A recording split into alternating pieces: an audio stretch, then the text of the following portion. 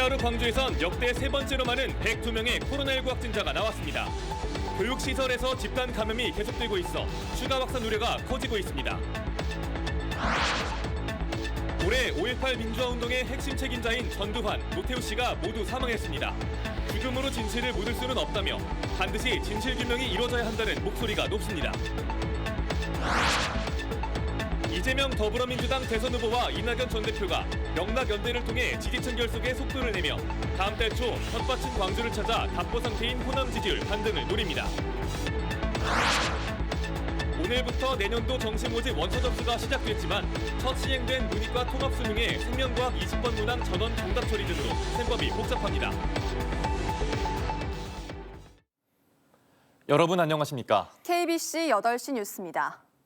어제 하루 광주에선 역대 세 번째로 많은 102명의 코로나19 확진자가 나왔습니다. 특히 초등학교와 중학교 등 교육시설 내에서 학생들의 집단 감염이 계속되고 있어 추가 확산에 대한 우려가 커지고 있습니다. 조윤정 기자입니다. 어제 하루 광주의 코로나19 신규 확진자 수는 역대 세 번째로 많은 102명을 기록했습니다. 남구 초등학교에서 14명이 넘는 확진자가 나왔고 광산구 어린이집발 추가 감염도 잇따랐습니다. 특히 최근 광주에서는 교육시설 내 집단 감염이 끊이지 않고 있습니다. 광주시가 12월 한 달간 65개의 유치원과 어린이집, 초, 중, 고등학교를 대상으로 전수검사를 실시한 결과 130명이 넘는 학생들이 확진 판정을 받았습니다. 여기에 오늘 서구의 한 중학교와 동구의 초등학교 두 곳에서도 확진자가 발생했습니다. 오미크론 변이 확산 때문이 아닌지 의심되는 부분입니다. 지난 21일 첫 오미크론 변이 사례가 나온 이후 현재까지 광주에서만 40명가량이 오미크론에 감염된 것으로 확인됐습니다. 한편 오늘부터 오미크론 변이 여부를 빠르게 판단할 수 있는 PCR 시약이 전국에 배포됐습니다.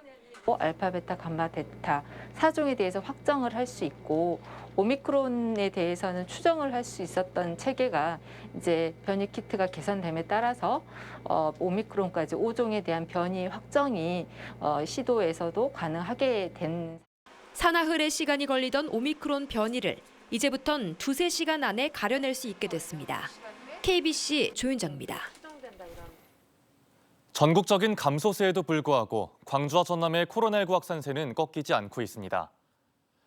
광주에선 감염 경로가 파악되지 않은 23명이 확진 판정을 받는 등 오늘 저녁 6시까지 68명의 확진자가 추가되면서 누적 확진자 8,000명을 넘어섰습니다.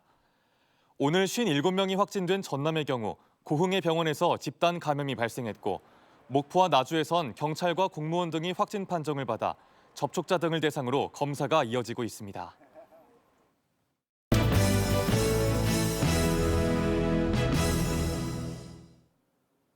올 한 해를 돌아보는 연말기획 세 번째 순서입니다. 올해 5.18 민주화운동의 핵심 책임자 전두환, 노태우 씨가 모두 사망했습니다. 5.18 단체들은 죽음으로도 진실을 묻을 수는 없다며 여전히 밝혀지지 않은 진실들을 반드시 규명해야 한다고 소리 높였습니다. 이상환 기자입니다. 지난달 23일 5.18 민주화운동을 유혈 진압했던 전두환 씨가 숨졌습니다. 지난 10월에는 12.12 군사구테타 동지이자 신군부 핵심 인물인 노태우 씨도 숨졌습니다. 두 사람 모두 마지막까지 사과는 없었습니다. 5.18 단체들은 이들의 죽음이 진상규명의 면죄부가 되어선 안 된다고 강조했습니다. 저지른 죄과를 낱낱이 털어서 살아생전은 못하더라도 참혹한 범죄 행위를 저지른 자들은 반드시 역사가 심판한다는 것을 보여줘야 된다. 나는 오히려 그런 교훈을 우리가 확실하게 얻었다고 봐요. 신군부의 최고 핵심 인물 2명이 잇따라 사망하면서 5.18 진상규명은 차질이 불가피한 상황입니다.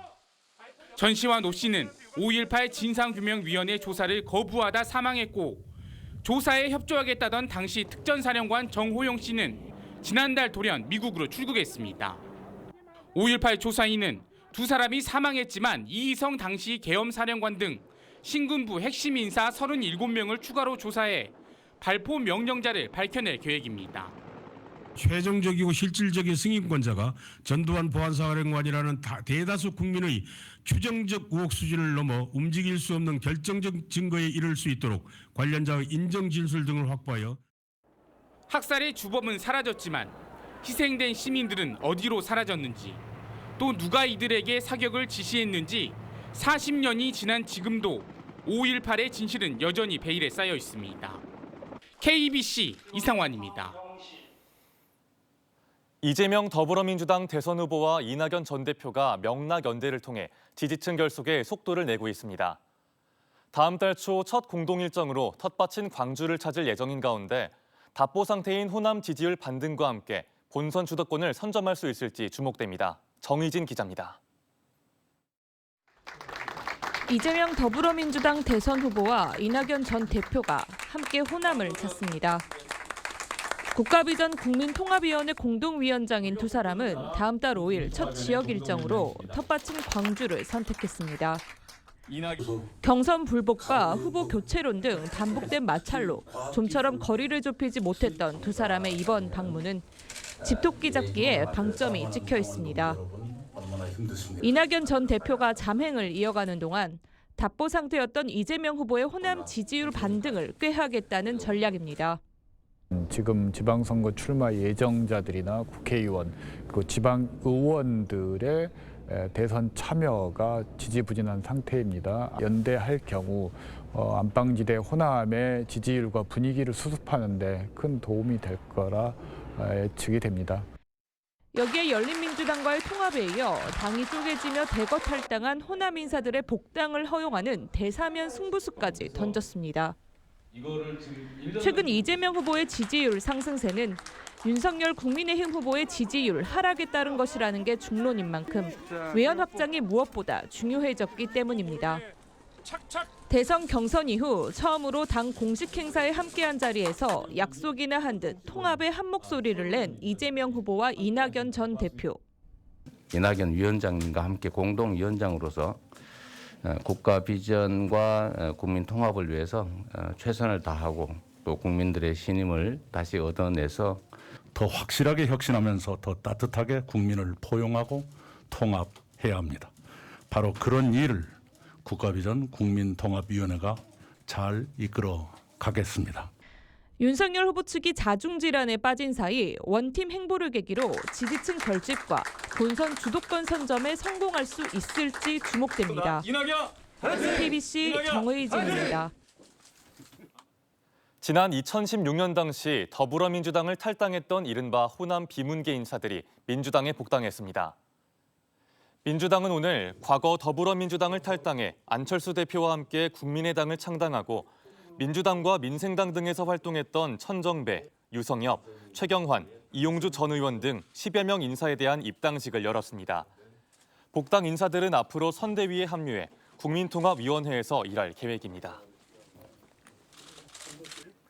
허경영 국가혁명당 대선 후보가 광주를 찾아 한반도 외곽순환 고속철도망을 만들겠다고 공약했습니다.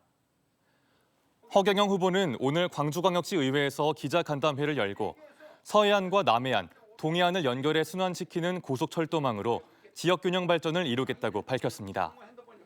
이에 더해 18세 이상 전 국민에게 1억 원씩 배당하겠다는 공약을 내세웠고 대통령이 되면 즉시 경제 비상계엄을 내려 국회의원 정신교육에 들어갈 것이라고 덧붙였습니다.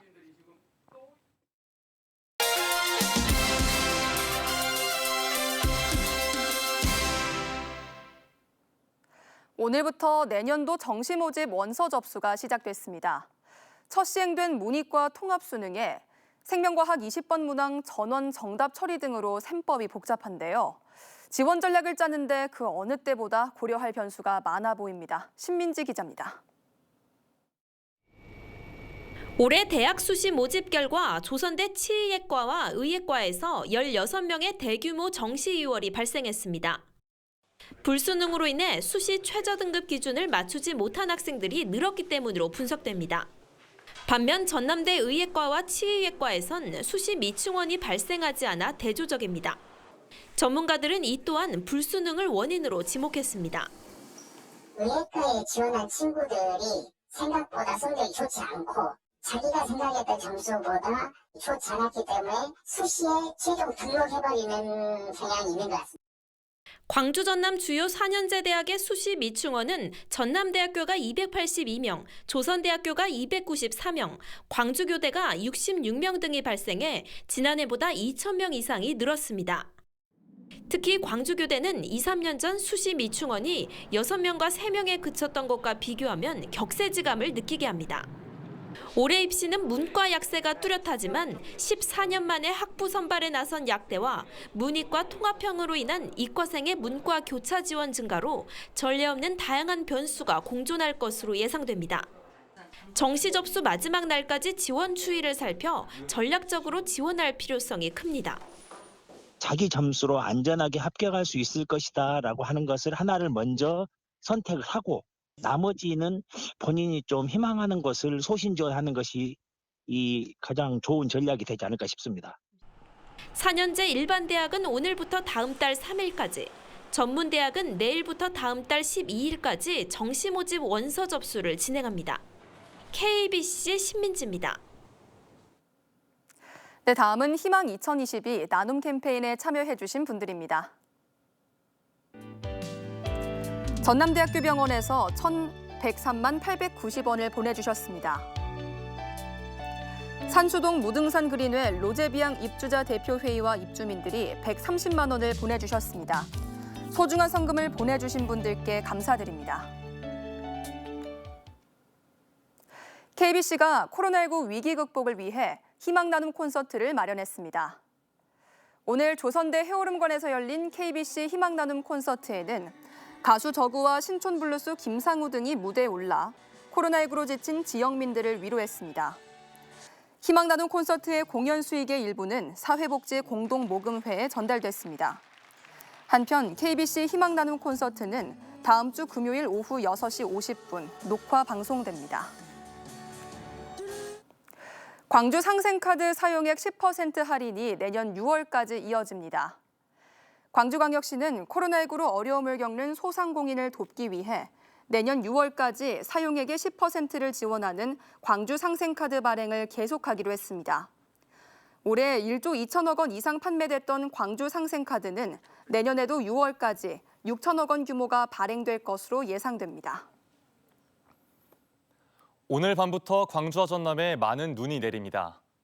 광주지방기상청은 오늘 밤을 시작으로 내일 오전까지 최고 8cm의 눈이 쌓일 것으로 예보했습니다.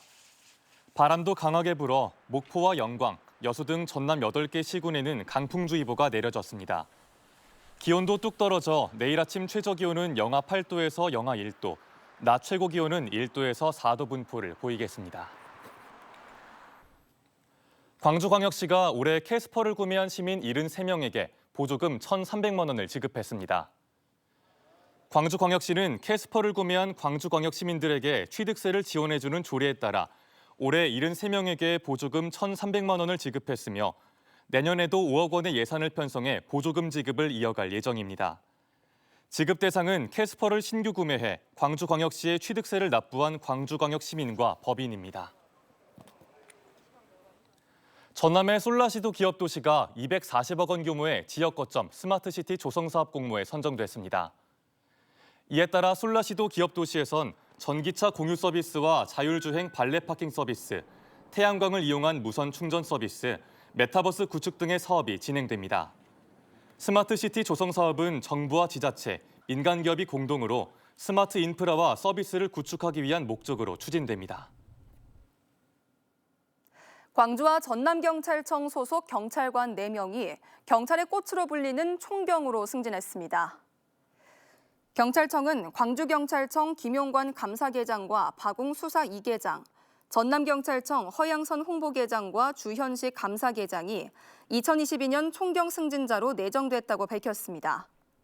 지난 1월 발표된 2021년 경찰청 인사에서는 광주경찰청 3명, 전남경찰청 4명 등 7명이 총경으로 승진했습니다. 담양의 한 주택에서 불이 나 80대 노인이 숨졌습니다. 오늘 낮 2시 30분쯤 담양군 봉산면의 한 주택에서 불이 나 집안에 있던 86살 할머니가 숨진 채 발견됐습니다. 불은 주택을 모두 태우고 50여 분 만에 진화됐으며 경찰과 소방당국은 합동 감식을 통해 정확한 화재 원인을 밝혀낼 계획입니다.